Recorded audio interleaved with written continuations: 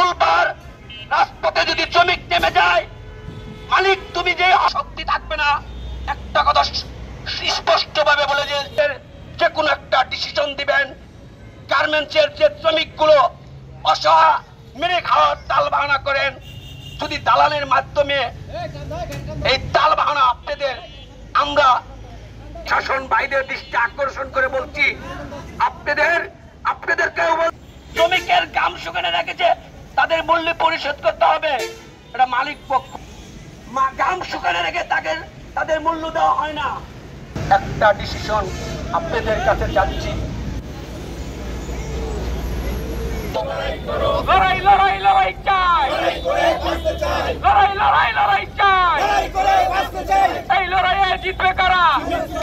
রুটি রুটি অ্যাকশন, মালিক তুমি চাই হও, বেতন ভাতা দাবি আদায় না হলে যাবো না রে, যাবো না, দাবি আদায় না হলে অ্যাকশন অ্যাকশন,